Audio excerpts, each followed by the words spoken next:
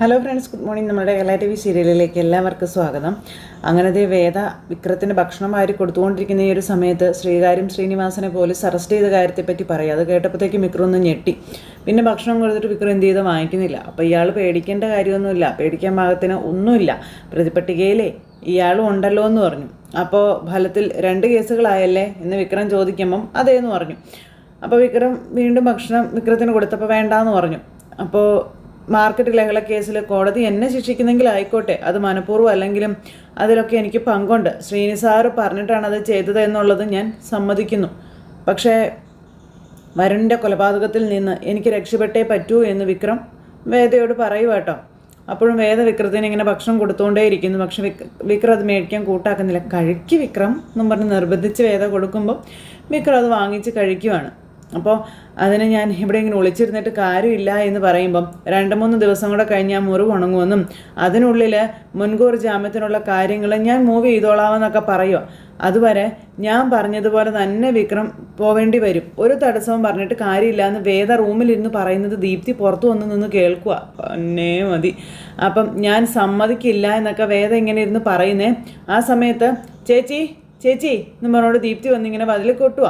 വേദേച്ചി എന്ന് പറഞ്ഞപ്പോഴത്തേക്കും ഷൂ എന്ന് പറഞ്ഞുകൊണ്ട് വിക്രം വേഗം എങ്ങനെയൊക്കെ ഉന്തിത്തള്ളി ബാത്റൂമിലേക്ക് പോയി. വേഗം പിന്നെ പതുക്കെ ഇങ്ങനെ റൂമിലേക്ക് വരിക. വേഗം ഫോൺ എടുത്ത് ചെവിയിലും വെച്ചുകൊണ്ട്. അപ്പോൾ സംസാരിക്കുന്നത് കേട്ടു എന്നുള്ള കാര്യം വേദയ്ക്ക് മനസ്സിലായി. അപ്പോൾ ഫോൺ എടുത്ത് വേഗം ചെവിയിലേക്ക് വെച്ചു. എന്നിട്ട് വാതിൽ തുറന്നു. എന്നാന്ന് ചോദിച്ചു. 1 മിനിറ്റ് ഒന്ന് ഹോൾഡ് ചെയ്യട്ടോ എന്ന് പറഞ്ഞു. എന്താ കാര്യമെന്ന് ചോദിച്ചു. അപ്പം അല്ല, ആരോടോ സംസാരിക്കുന്നത് പോലെ തോന്നി, അതുകൊണ്ട് തട്ടിയതാണെന്ന് പറയുമ്പം വേദനകത്തേക്ക് നോക്കി. അപ്പം കണ്ടില്ലേ ഇത്, പിന്നെന്താ, എന്നാൽ പോയിക്കോളാൻ പറഞ്ഞു വേദ. ദീപ്തിക്ക് എന്നാലും ഒരു സംശയം. ശരി പറഞ്ഞോളാൻ പറഞ്ഞു. അപ്പോഴേക്കും ദീപ്തി അങ്ങോട്ടേക്ക് പോയി. ശരി എന്നൊക്കെ പറഞ്ഞു. പിന്നെ ഇങ്ങനെ കിടന്നിങ്ങനെ ഇതായിട്ട് നമ്മുടെ വേഗം വാതിലടച്ച് കുറ്റിയിടുകയും ചെയ്തു. അപ്പോൾ അങ്ങനെ പതുക്കെ എന്നിട്ട് ചെന്ന് ബാത്റൂമിൻ്റെ ആ ഒരു ഡോറ് തുറന്നു. ഇറങ്ങി വാ എന്നും പറഞ്ഞുകൊണ്ട് വിക്രത്തെ പുറത്തേക്ക് ഇറക്കുക. ഇവിടെ ഇരിക്കുക എന്നും പറഞ്ഞുകൊണ്ട് വിക്രത്തെ കൊണ്ടുവന്ന് അവിടെ ഇരുത്തി. അപ്പോൾ പകൽ നേരത്ത് ഞാൻ താഴെ പോകുമ്പോഴേ ഇരിക്കേണ്ടത് എവിടെയാണെന്ന് ഞാൻ കാണിച്ചു തരാം കേട്ടോ, ആരും കണ്ടുപിടിക്കാൻ പോകുന്നില്ല കേട്ടോ എന്നും പറഞ്ഞുകൊണ്ട് വേദ വിക്രത്തോട് എല്ലാം ഏൽപ്പിക്കുവാണ്. അങ്ങനെ 2 പേരും കൂടെ അവിടെ അങ്ങനെ ഇരിക്കുന്നു. എന്തായാലും തലനാരിഴയ്ക്കാണ് ഇത്തവണ നമ്മൾ വിക്രം രക്ഷപ്പെട്ടത്. ഇതിന് ശേഷം പിന്നെ ഫുഡൊക്കെ കഴിച്ച് 2 പേരും കൂടെ അവിടെ ഇരിക്കുന്നു. അത് കഴിഞ്ഞ് പിന്നെ കാണിക്കുന്ന വിക്രത്തിൻ്റെ അച്ഛൻ മാഷും അതുപോലെ നമ്മുടെ കമലമ്മയും കൂടി ഇങ്ങനെ റോട്ടിലൂടെ നടന്നു വരും അമ്പലത്തിൽ പോകാനായിട്ട്. അപ്പോൾ അമ്പലത്തിൻ്റെ നടയിലേക്ക് കയറാൻ തുടങ്ങിയപ്പോഴത്തേക്കും നമ്മുടെ മാഷൊന്ന് മടിച്ചു. എന്നിട്ട് താൻ പോയി തൊഴുതിട്ട് വരാൻ പറഞ്ഞു മാഷ്. എനിക്ക് ആ സഹകരണ ബാങ്കിലൊന്ന് കയറണമെന്ന് പറഞ്ഞു. അപ്പോൾ മാഷ് വരുന്നില്ലെന്ന് ചോദിച്ചപ്പം എല്ലാ ദിവസവും പ്രാർത്ഥിക്കുന്നുണ്ടല്ലോ കമല, ഒരേ പല്ലവി തന്നെ കേട്ട് ആർക്കും മുഷിയുണ്ടല്ലോ, നീ ഇപ്പം എന്തായാലും ചെല്ലാൻ പറഞ്ഞു. ഇടയ്ക്കെങ്കിലും എൻ്റെ കൂടെ അമ്പലത്തിൽ വരാറുണ്ടായിരുന്നാണല്ലോ, ഇപ്പം അതും ഇല്ലാണ്ടായി അല്ലേ മാഷേന്ന് കമല ചോദിക്കുമ്പം ഒരുപാട് കാലം മകനെ ഓർത്ത് നിലവിളിച്ച് പ്രാർത്ഥിച്ചതല്ലേ കമല, അതൊക്കെ കേട്ട ദൈവങ്ങൾ അതിനുള്ള അനുഗ്രഹം എനിക്ക് ആദ്യം തരട്ടെ എന്ന് മാഷ് കമലയോട് പറയുക. താൻ പതിവ് മുടക്കേണ്ട ആവശ്യമില്ല, താൻ ചെല്ല് എന്നും പറഞ്ഞ് അങ്ങനെ നിർബന്ധിച്ച് കമലയെ പറഞ്ഞു വിട്ടു. കമല അകത്തേക്ക് കയറിപ്പോയി. അവിടെ ചെന്ന് തൊഴുത് പ്രാർത്ഥിച്ച് വഴിപാടുകളും കാര്യങ്ങളൊക്കെ നടത്തുക. ഈ സമയത്ത് അവിടെ അപ്പുറം പോലീസുകാർ റോഡിലൂടെ വരുന്നവരെയൊക്കെ പിടിച്ച് നിർത്തുകയും അതുപോലെ പൈസ മേടിക്കുകയൊക്കെ ചെയ്യുക. അപ്പോൾ അങ്ങനെ ആ ഒരു കാര്യങ്ങളൊക്കെ ചെയ്തുകൊണ്ടിരിക്കുന്ന സമയത്ത് ഈ പോലീസുകാരുടെ അടുത്തേക്ക് നമ്മുടെ കമല അതിലെ വരിക. അപ്പോൾ കൂടെയുള്ള പോലീസുകാരൻ മറ്റേ CIക്ക് കാണിച്ചു കൊടുക്കുക. സാറേ ഇതേ വരുന്നതാണ് വിക്രത്തിൻ്റെ അമ്മ എന്നും പറഞ്ഞ് കമലയെ കണ്ടിട്ട്. അപ്പോൾ CI എന്നിട്ട് അങ്ങോട്ട് ചെല്ലുമ്പോൾ സാറേ ഇവന് ഹെൽമെറ്റ് ഇല്ലയെന്ന് പറഞ്ഞപ്പം ഇവനൊക്കെ എവിടെയെങ്കിലും പോയി ചത്ത് തൊലയിട്ടോ പറഞ്ഞു വിടറോ, നമുക്ക് വേറൊരു കേസുണ്ട് എന്നും പറഞ്ഞുകൊണ്ട് ഈ CI എന്നിട്ട് അങ്ങ് പോവുക.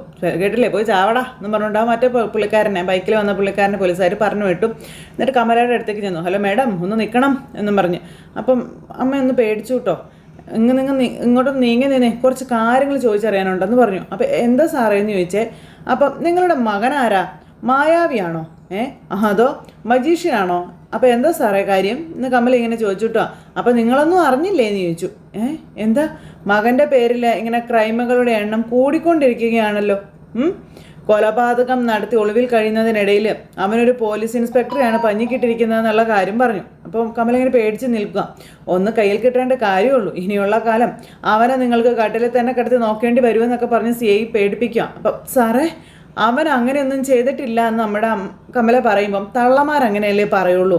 അതും ഇത്രയും കാലം അവൻ്റെ സകലമാന തെമ്മാടിത്തരത്തിനും കൂട്ടുനിന്ന് വളം വെച്ച് കൊടുത്ത നിങ്ങളെപ്പോലെ ഒരാൾ സത്യം പറയുമെന്ന് ഞങ്ങൾ വിശ്വസിക്കണോ എന്ന് CI ചോദിക്കാം. പിന്നെ നിങ്ങളൊന്ന് പറഞ്ഞേ, എവിടെയാണ് നിങ്ങൾ അവനെ ഒളിപ്പിച്ച് വെച്ചിരിക്കുന്നതെന്നൊക്കെ ചോദിച്ചു.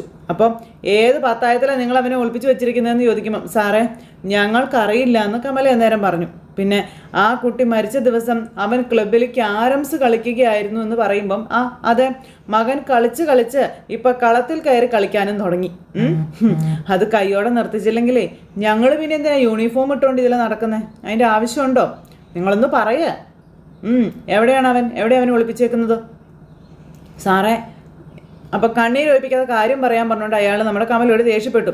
അപ്പോൾ ഇടിയാൻ വെച്ച് തരുമെന്നും പറഞ്ഞുകൊണ്ടൊക്കെ പേടിപ്പിക്കുക കമലയുടെ നേരെ. അപ്പോൾ അമ്മയ്ക്കാണെങ്കിൽ ഭയങ്കര പേടി. അത് അവിടെ നിന്നിങ്ങനെ ഭയങ്കര കരച്ചിൽ. അപ്പോഴാണ് നമ്മുടെ അച്ഛൻ അതുവഴി പോയിട്ട് വരുന്നത്. അപ്പോഴേക്കും ആ നേരത്തെ പോലീസുകാർ പിടിച്ചു നിർത്തിയ ആ പുള്ളിക്കാരൻ നമ്മുടെ മാഷിനെ കണ്ടു. അയാൾ വന്നിട്ട് മാഷേ ദേ കമല ചേച്ചീനെ അവിടെ പോലീസുകാർ പിടിച്ച് നിർത്തിയിട്ടുണ്ട്, അപ്പോൾ മാസ് കയറി ഞാൻ കൊണ്ടാക്കാം എന്നും പറഞ്ഞുകൊണ്ട് വേഗം ബൈക്കുകാരൻ മാഷിനെ അവിടെ കൊണ്ടുവന്നാക്കുക. അപ്പോൾ മാഷിനെ അവിടെ കൊണ്ടുവന്നാക്കിയിട്ട് അദ്ദേഹം അങ്ങ് പോയിട്ടോ. അപ്പോഴത്തേക്കും മാഷ് ഓടി വന്നു. കമല എന്താ കമല എന്നും ചോദിച്ച്. അപ്പോഴേക്കും CI താനാരാന്ന് ചോദിച്ചു. അപ്പം എൻ്റെ ഭാര്യ ഇത് കമല. ഓ എന്നാൽ പിന്നെ താൻ പറഞ്ഞാൽ മതി എന്ന് CI പറയണു. മകൻ ചെയ്തത് എന്താണെന്ന് അറിയാമല്ലോ അല്ലേ? അച്ഛനൊന്നും മിണ്ടുന്നില്ല. അവൻ എവിടെയാണെന്ന് ഒന്ന് ചോദിച്ചു നോക്കിയതാ. അന്വേഷണത്തിൻ്റെ ഭാഗമാണെന്ന് കൂട്ടിക്കോളാൻ പറയുമ്പം ഓഹോ ഇങ്ങനെയാണ് അന്വേഷണത്തിൻ്റെ രീതി എന്ന് മാഷ് അന്നേരം ചോദിച്ചു. വരുണെന്ന ചെറുപ്പക്കാരൻ്റെ മരണമാണ് എൻ്റെ മകൻ്റെ മേലുള്ള ആരോപണമെങ്കിൽ അതിന് നിങ്ങളുടെ കയ്യിൽ എന്ത് തെളിവാണ് ഉള്ളതെന്ന് നമ്മുടെ മാഷ് ചോദിച്ചു. ആദ്യം മകനിന്ന് കൈ കെട്ടിട്ട് തെളിവുകളൊക്കെ ഞങ്ങൾ ഉണ്ടാക്കിക്കോളാമെന്ന് CI പറയുക. 3ാം മുറ നടത്തി സമ്മതിപ്പിക്കാമെന്നായിരിക്കും. അതെന്തായാലും നടക്കത്തില്ല സാറേ. അങ്ങനെ നിങ്ങളുടെ കയ്യിൽ അവൻ വെറുതെ വന്ന് വീഴാൻ പോകുന്നില്ല എന്ന് മാഷ് പറയുമ്പം എടോ അപ്പോൾ കുരയ്ക്കാതെ സാറേ, എന്തടിസ്ഥാനത്തിലാണ് നിങ്ങൾ എൻ്റെ ഭാര്യയെ വഴിയിൽ വെച്ച് അപമാനിക്കാൻ ശ്രമിച്ചത് എന്ന് മാഷ് ചോദിച്ചു. ഒരു സ്ത്രീയെ ചോദ്യം ചെയ്യുമ്പോൾ പാലിക്കേണ്ട മര്യാദ നിങ്ങൾ പാലിച്ചിട്ടുണ്ടോ എന്ന് മാഷ് ചോദിക്കുക. അപ്പോൾ CI ഇങ്ങോട്ട് വല്ലാണ്ടായിട്ട് നിൽക്കുക. പേരിനെങ്കിലും ഒരു വനിതാ പോലീസ് ഉണ്ടോ നിങ്ങളുടെ കൂടെ എന്നൊക്കെ ചോദിക്കുമ്പം ഒരു പോലീസുകാരനെ തല്ലി ചതച്ചിട്ടാണ് അവൻ ഒളിച്ച് നടക്കുന്നതെന്നും പിന്നെ വെറുതെ വിടുമെന്നാണ് വിചാരിച്ചിട്ടാണ് നിങ്ങൾ എന്നൊക്കെ ഇയാൾ ചോദിക്കുമോ. അതിനുള്ള കണക്ക് അവനെ കൊണ്ട് ഞങ്ങൾ പറയിക്കും എന്ന് പറയുമ്പോൾ പോലീസുകാർ സാധാരണക്കാരുടെ സംരക്ഷണത്തിന് വേണ്ടിയാണ് സാറേ, അവരെ വഴിയിൽ നിർത്തി അപമാനിക്കാനും ദ്രോഹിക്കാനും വേണ്ടിയിട്ടുള്ളതല്ല യൂണിഫോം എന്നും മാഷ് ഇയാളോട് പറയണം. പിന്നെ SI സാബുവിനെ തല്ലി ചതച്ചത് എൻ്റെ മകനാണ് എന്നുള്ളതിന് വരെ തെളിവുണ്ടോ എന്ന് ചോദിച്ചു. അറ്റ്ലീസ്റ്റ് SI സാബുവിൻ്റെ മൊഴിയെങ്കിലും ഉണ്ടോ എന്ന് ചോദിച്ചു. പിന്നെ ഞാൻ കേട്ടു ആദ്യം ആക്സിഡൻ്റ് എന്ന് പറഞ്ഞ സാബു നിങ്ങളെല്ലാവരും കൂടെ നിർബന്ധിച്ചപ്പോൾ കണ്ട ആളെ തിരിച്ചറിയാൻ പറ്റാത്ത ഒരാളാണെന്ന് തിരുത്തി പറഞ്ഞുവെന്ന്. പക്ഷേ എൻ്റെ മകൻ വിക്രമാണെന്ന് മൊഴിയുണ്ടോ? ഇല്ലല്ലോ. ഉണ്ടോ എന്ന് ചോദിച്ചു. ഇയാൾ നിന്നങ്ങ് ഉരുകുക. എൻ്റെ മോൻ എന്തെങ്കിലും കുറ്റം ചെയ്തിട്ടുണ്ടെങ്കിൽ അതിന് നിങ്ങളുടെ കയ്യിൽ തെളിവുണ്ടെങ്കിൽ നിങ്ങൾക്ക് അവനെ അറസ്റ്റ് ചെയ്യാം, കോടതിയിൽ ഹാജരാക്കാം.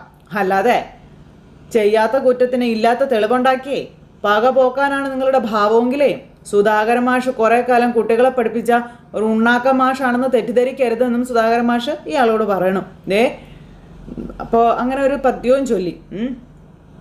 നല്ല ഭാഷയ്ക്ക് വേണ്ടി കുട്ടികളെ ബോധ്യപ്പെടുപ്പിച്ചവനാണ് ഞാൻ. നിങ്ങൾ പോലീസുകാർക്ക് പരിചിതമായ വാക്കുകളെ എൻ്റെ നാവിലൂടെ കേൾക്കാൻ ഇട വരുത്തരുതെന്നും സുധാകരൻ മാഷ് CIയെ ശരിക്കും പോളിച്ചടുക്കി നാട് റോട്ടിലിട്ട്. ഇനി എൻ്റെ ഭാര്യ വഴിയിൽ നിർത്തി അപമാനിക്കാൻ ശ്രമിച്ചാലേ സാറിനെതിരെ ഞാനും ഏതറ്റം വരെയും പോകുമെന്നും സുധാകരൻ മാഷ് അങ്ങ് പറഞ്ഞു. CIക്കൊന്നും പറയാനില്ല. വാ കമല എന്നും പറഞ്ഞ് കമലയും കൂട്ടിക്കൊണ്ട് നമ്മുടെ സുധാകരൻ മാഷ് എല്ലാം അന്തസ്സായിട്ട് അയാളുടെ മുന്നിലൂടെ പോവുക. വടി കൊടുത്ത് തടി മേടിച്ച് CI സാർ ഇങ്ങനെ അവിടെ നിൽക്കുന്നു. അങ്ങനെ അച്ഛൻ അമ്മ ഇവരിങ്ങനെ പോരുന്നത് കണ്ട് ഇയാൾ തൊലി ഉരിഞ്ഞ് അവിടെ അങ്ങനെ നിൽക്കുക കേട്ടോ. ഇത് കഴിഞ്ഞതിന് ശേഷം പിന്നെ കാണിക്കുന്ന വർഷയെ ശ്രീകാന്തിന് ചായയും കൊണ്ട് ചെല്ലുക. ശ്രീകാന്ത് ഏട്ടൻ്റെ ഇരുന്ന് ചായയൊക്കെ മേടിച്ച് കുടിക്കുമ്പോഴേക്കും വർഷ ഇക്കണക്കിനാണ് കാര്യങ്ങൾ പോകുന്നതെങ്കിൽ കുറച്ചധികം വെള്ളം കുടിക്കേണ്ടി വരുമെന്നാണ് എനിക്ക് തോന്നുന്നതെന്ന് പറഞ്ഞു. അല്ല വേദി എന്തൊക്കെയോ പദ്ധതികളുമായിട്ടാണ് വന്നിരിക്കുന്നത് കേട്ടോ, അതെനിക്ക് എന്തായാലും ഉറപ്പാണ് എന്ന് വർഷ പറയുമ്പോൾ നിനക്കത് അങ്ങനെ തോന്നാൻ ഏത് സമയവും എന്തൊക്കെയോ ആലോചനകളുമായിട്ട് ആ മുറിയിൽ തന്നെയാണെന്ന് പറഞ്ഞു. ചില സമയത്ത് കുശുകുശുന്ന് എന്തൊക്കെയോ സംസാരിക്കുന്നതൊക്കെ കേൾക്കാമെന്നും പറഞ്ഞു. ഇന്നാളൊരു ദിവസം ഒരാണിൻ്റെ ഒച്ചയും കേട്ടു എന്ന് പറഞ്ഞു. ആണിൻ്റെ ഒച്ചയോ? ഞാൻ ആരാണെന്ന് ചോദിച്ചു. അപ്പോൾ ഒരു കൂസലും ഇല്ലാതെ പറയാം വിക്രവുമായിട്ട് സ്പീക്കർ ഫോണിൽ സംസാരിച്ചതാണെന്ന്. വിക്രവുമായിട്ടോ? അതിന് അവൻ്റെ ഫോൺ സ്വിച്ച് ഓഫ് ആണല്ലോ. പിന്നെങ്ങനെയാ? വേറെ ആരുടെയെങ്കിലും ഫോണിൽ നിന്നൊക്കെ വിളിക്കത്തില്ല എൻ്റെ ശ്രീയേട്ടാ? അങ്ങനൊരു റിസ്കിന് അവൾ തയ്യാറാവുമോ? നിങ്ങളുടെ പെങ്ങളോ? അവളെ നിങ്ങൾക്ക് എന്താ അറിയില്ലേ? അവളെ നിങ്ങൾക്ക് അറിയാത്തത് കൊണ്ടാണ്. അവൾ വേണമെങ്കിൽ നിങ്ങളറിയാതെ അവനെ ഇവിടെ വിളിച്ച് കയറ്റി ഇതിനകത്ത് വേണേൽ താമസിപ്പിക്കുമെന്ന് പറയുമ്പം എന്നും പറഞ്ഞ് ചിരിച്ചു ശ്രീകാന്ത്. എന്ന് വെച്ചാൽ അതിനടക്കമുള്ള ധൈര്യം അവൾ കൊണ്ടെന്നാണ് ഞാൻ ഉദ്ദേശിച്ചതെന്നൊക്കെ പറഞ്ഞുകൊണ്ട് വർഷം നിന്നിങ്ങനെ തട്ടി വിടുവാണ്. ഇന്നാളൊരു ദിവസം ഒരു പെണ്ണ് ഇവിടെ വന്നിരുന്നു. ഡോക്ടറാ, ഇഷിതയെന്നോ മറ്റോ ആണ് പേര് പറഞ്ഞത്. ഞാൻ ഇതിന് മുന്നേ കണ്ടിട്ടില്ല. അമ്മയ്ക്കൊക്കെ അറിയാവുന്ന ആളാണെന്ന് പറയുമ്പം അത് മഹേഷിൻ്റെ ഭാര്യയാണെന്നും പണ്ട് അവളിവിടെ കാണാനൊക്കെ വരാറുണ്ടായിരുന്നു, ക്ലോസ് ഫ്രണ്ടായിരുന്നു എന്നൊക്കെ ഈ ശ്രീകാന്ത് പറയുമ്പം അതുകൊണ്ടായിരിക്കും രണ്ടുപേരും മുറി ക്ലോസ് ചെയ്ത് കുണുകുണാന്നിരുന്ന് സംസാരമായിരുന്നു എന്ന് പറഞ്ഞു. ശ്രീകാന്തിന് ഇങ്ങനെ സംശയം പെട്ടിപ്പുറപ്പെടുക. അവൾ പോകാൻ നേരത്ത് ആ മുറിക്കകത്തുനിന്ന് സ്പിരിറ്റിൻ്റെയും മരുന്നിൻ്റെയും ഒക്കെ മണം വന്നുവെന്നും വർഷ പറഞ്ഞു കൊടുക്കണേ. ഞാൻ കയറി നോക്കിയപ്പോൾ ഒന്നും കണ്ടില്ല. ചോദിച്ചപ്പോൾ പറയുക വേദയ്ക്ക് പുറം വേദനയ്ക്ക് സ്പ്രേ അടിച്ചതാണെന്ന്. അതിനെന്താ അങ്ങനെ ആയിക്കൂടെ എന്ന് ശ്രീകാന്ത് ചോദിച്ചപ്പം ആവാം, പക്ഷെ അവരെന്തോ മറയ്ക്കുന്നുണ്ടെന്ന് എനിക്ക് തോന്നി. മറയ്ക്കേ? എന്ത്? പ്രകൃതവും രീതികളും ഒക്കെ അങ്ങനെയായിരുന്നു ശ്രീയേട്ടാ. പിന്നെ ഇപ്പം ഭക്ഷണം അവൾക്ക് ഒറ്റയ്ക്ക് മുറിയിൽ പോരുന്ന് കഴിക്കണം. നമ്മളുടെ ആരുടെയും കൂടെയൊന്നും നമ്മൾ ഇരിക്കത്തില്ല, അതൊന്നും നമുക്ക് ഇഷ്ടമല്ല. അതും 2 പേർക്കുള്ള ഭക്ഷണമൊക്കെ എടുത്തുകൊണ്ട് പോകുന്നത് കാണാമെന്ന് പറയുമ്പം ആരാ 2 പേര്? വേറെ ആര്? അവൾ തന്നെ. ഡിപ്രഷൻ വന്ന ചില പെണ്ണുങ്ങളാണ് അങ്ങനെയൊക്കെയാണെന്ന്, നന്നായിട്ട് ഭക്ഷണം കഴിക്കുമെന്ന്. അപ്പം ശരി, ഞാനിപ്പോൾ ഒന്ന് പോയി നോക്കിയിട്ട് വരട്ടെ. ഇപ്പം എന്തായാലും ചേട്ടൻ പോകണ്ട. അവളോട് ക്യാഷ്വലായിട്ടൊന്ന് സംസാരിച്ച് നോക്കാൻ പറഞ്ഞു. പിന്നെ ഡിപ്രഷൻ ആണെങ്കിൽ നമുക്കത് ചികിത്സിക്കാം. ഇനി വല്ല സാത്താൻ പൂജയോ മറ്റോ നടത്തുകയാണെങ്കിലോ എന്ന് വർഷ ശ്രീകാന്തിനോട് ചോദിക്കും. ശ്രീകാന്ത് ഞെട്ടി. നോക്കണ്ട, ദൈവത്തോട് വല്ല ഭക്തി ആയിരുന്നല്ലോ. അവരിൽ ചിലർക്ക് ഭക്തി മൂത്ത് ഭ്രാന്താകുന്നവരുണ്ട്.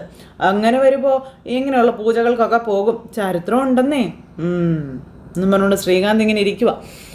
അപ്പോൾ ഭാര്യ പറഞ്ഞത് കേട്ട് വേദയോട് സംസാരിക്കാൻ പോകാൻ ചേട്ടൻ ഇങ്ങനെ ഒരുങ്ങി നിൽക്കുന്നു. ഈ സമയത്ത് നമ്മുടെ വേദ വിക്രത്തിൻ്റെ കാലയിൽ മരുന്നൊക്കെ വെച്ച് കെട്ടിയെല്ലാം സെറ്റ് ചെയ്തുകൊണ്ടിരിക്കുക അവിടെ റൂമിൽ. അപ്പോഴാണ് ഇവൻ പതുക്കെ മുറിയുടെ അങ്ങോട്ടേക്ക് കയറി ചെന്നു പതുക്കെ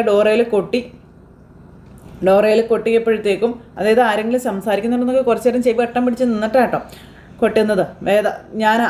അപ്പോൾ ആരാന്ന് ചോദിച്ചു. ഞാനാന്ന് പറഞ്ഞു. വേഗം പൊക്കോളാൻ പറഞ്ഞു. അങ്ങനെ വേദ മരുന്നെല്ലാം എടുത്ത് കട്ടിൻ്റെ അടിയിലേക്ക് ഒളിപ്പിച്ചു. എന്നിട്ട് വിക്രത്തിനെ ആ ഒളിക്കാനുള്ള സ്ഥലത്തേക്കും പറഞ്ഞു വിട്ടു. അപ്പോൾ വിക്രം അങ്ങോട്ടേക്ക് പോയപ്പോൾ ടെറസിൻ്റെ താഴെ അമ്മ നിൽക്കുന്നു. അമ്മയെ കണ്ടു കഴിഞ്ഞപ്പോഴത്തേക്കും വിക്രം ഓടി ഇങ്ങോട്ടേക്ക് വന്നു. എന്താണെന്ന് ചോദിച്ചു.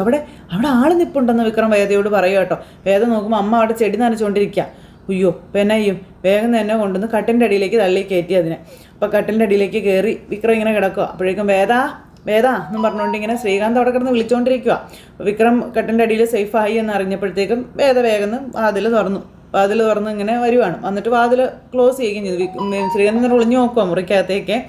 അപ്പോൾ കുറേ നേരം ആയല്ലോ ഒന്ന് ബഹളം വെക്കാൻ തുടങ്ങിയിട്ട്. എത്ര നേരമായി ഞാൻ അവിടെ കിടന്ന് വിളിക്കുന്നു, നീ എന്ത് ചെയ്യായിരുന്നു അകത്തുനിന്ന് ചോദിക്കുമ്പം അത് നിങ്ങളെ ബോധ്യപ്പെടുത്തേണ്ട കാര്യം എനിക്കില്ല എന്ന് വേദ പറയുമ്പം എന്ന് പറഞ്ഞ് ദേഷ്യപ്പെട്ടു ഈ ശ്രീകാന്ത്. കാര്യം വലുതും പറയാനുണ്ടെങ്കിൽ പറഞ്ഞിട്ട് പോകണം, ഇത് അകത്തിരുന്ന് സംസാരിക്കാനുള്ള കാര്യമാണെന്ന് പറയുമ്പം എനിക്ക് നിങ്ങളോട് രഹസ്യമായി സംസാരിക്കാനുള്ള വിഷയം ഒന്നുമില്ല എന്ന് വേദ അന്നേരം പറഞ്ഞു. അപ്പോൾ അച്ഛൻ താഴെ ഇരുന്ന് ഈ ഒച്ച കേൾക്കുകയാണ്. അതായത് വേദയുടെ അച്ഛൻ. അദ്ദേഹം എന്തോ മാസികയോ മറ്റോ പുസ്തകം എന്തോ വായിച്ചുകൊണ്ടിരിക്കുകയായിരുന്നു. വേഗം അദ്ദേഹം ഈ സംസാരം ശ്രദ്ധിക്കുക കേട്ടോ. നീ ആദ്യം മുന്നിൽ നിന്ന് മാറാൻ പറഞ്ഞു, ഞാനൊന്ന് അകത്ത് കയറട്ടെ എന്ന് ശ്രീകാന്ത്. എൻ്റെ മുറിയിലേക്ക് കടക്കേണ്ട ഒരാവശ്യവും നിങ്ങൾക്കില്ല. പിന്നെന്താണെന്ന് വേദ ചോദിക്കുന്നു. അച്ഛൻ ഇതെല്ലാം താഴെ ഇരുന്ന് കേൾക്കുക കേട്ടോ, മക്കൾ തമ്മിലുള്ള വഴക്കേ. അപ്പോൾ നിൻ്റെ മുറിയോ? ഈ വീടും മുറിയൊക്കെ ഉപേക്ഷിച്ച് പോയിട്ട് നാള് കുറേ ആയില്ലേ എന്ന് ശ്രീകാന്ത് വേദയോട് ചോദിച്ചു. ഇതിപ്പം നിൻ്റെ മുറിയായോ എന്ന് ചോദിക്കുമ്പം വീടും മുറിയും എല്ലാം ഉപേക്ഷിക്കാമെന്ന് വിചാരിച്ചതായിരുന്നു, ഇനിയൊന്നും ഉപേക്ഷിക്കാൻ ഞാൻ കണ്ടിട്ടില്ല.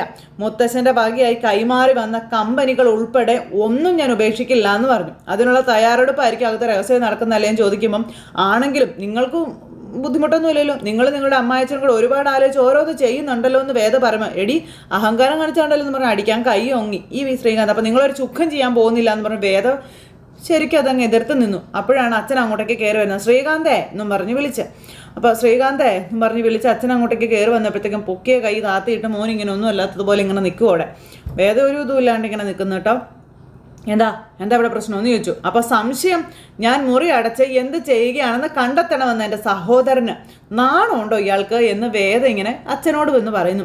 എൻ്റെ മുറിയിൽ എനിക്ക് കയറി ഇരുന്ന് എന്താ സംസാരിച്ചുകൂടെ എന്ന് ചോദിച്ചു. ഞാൻ സംസാരിക്കുന്നത് ആരോടാണെങ്കിലും നിങ്ങൾക്ക് എന്താ പ്രശ്നമൊന്നും വേദ ചോദിക്കുക കേട്ടോ. ശ്രീകാന്ത് ഇങ്ങനെ നിന്ന് ഉരുകുക. അച്ഛനിങ്ങനെ മക്കളെ രണ്ടുപേരും മാറി നോക്കുവാണ്. അങ്ങനെ നമ്മുടെ വേദ വാതിലങ്ങ് തുറന്നിട്ടങ്ങ് കൊടുത്തു. ഇനി വേണമെങ്കിൽ വന്ന് നമുക്കെല്ലാം സംസാരിക്കാം, ഞാൻ വിക്രമന്റെ വീട്ടിൽ നിന്ന് ഇറങ്ങി വരാൻ എന്താണ് കാരണമെന്നടക്കം വിശദമായി നമുക്ക് സംസാരിക്കാം. എന്താ ഒന്ന് വേദ ചോദിക്കുമ്പോഴത്തേക്കും അയ്യോ എന്നെ പെടുത്തമാണോ നേരത്തെ ശ്രീകാന്ത് ഇങ്ങനെ നിൽക്കുക. ഒരുപാട് പല്ലിയട കുത്തി നാറ്റിക്കണം ശ്രീയേട്ടാ എന്ന് വേദ ശ്രീകാന്തിനോട് ചോദിക്കുമ്പോൾ അച്ഛൻ ഇങ്ങനെ അന്തം വിട്ട് നോക്കുക. വേദ അകത്തേക്ക് കയറി പോയി, എന്നിട്ട് വാതിലും അങ്ങ് കൊട്ടി അങ്ങ് അടച്ചു. ആ സമയത്ത് ശ്രീകാന്ത് ഇങ്ങനെ നിൽക്കുകയാണ്. അവൾ ആ വീട്ടിൽ നിന്ന് ഇറങ്ങിപ്പോരാൻ കാരണം നീയാണോ എന്ന് അച്ഛൻ ശ്രീകാന്തിനോട് ചോദിക്കുമ്പോൾ ശ്രീകാന്ത് നിന്ന് ഇങ്ങനെ ഉരുകും അച്ഛൻ്റെ ചോദ്യം കേട്ടിട്ട്. അപ്പോൾ അങ്ങനെ ഒരു സിറ്റുവേഷൻ കാണിച്ചുകൊണ്ടാണ് നമ്മുടെ ഇന്നത്തെ കഥ ഇവിടെ അവസാനിച്ചിട്ടുള്ളത്. അപ്പോൾ എന്തായാലും അടുത്ത ദിവസം നല്ല സൂപ്പർ കഥ വരുമെന്നുള്ള പ്രതീക്ഷയോടെ വീണ്ടും കാണാമെന്നുള്ള പ്രതീക്ഷയോടെ നിർത്തുന്നു. എല്ലാവരും തരുന്ന സപ്പോർട്ടിനും സ്നേഹത്തിനും ഒരുപാട് നന്ദി ഹൃദയത്തിൻ്റെ ഭാഷയിൽ അറിയിക്കാം കേട്ടോ. വീണ്ടും കാണുന്നത് വരെ എല്ലാവർക്കും ടാറ്റാ.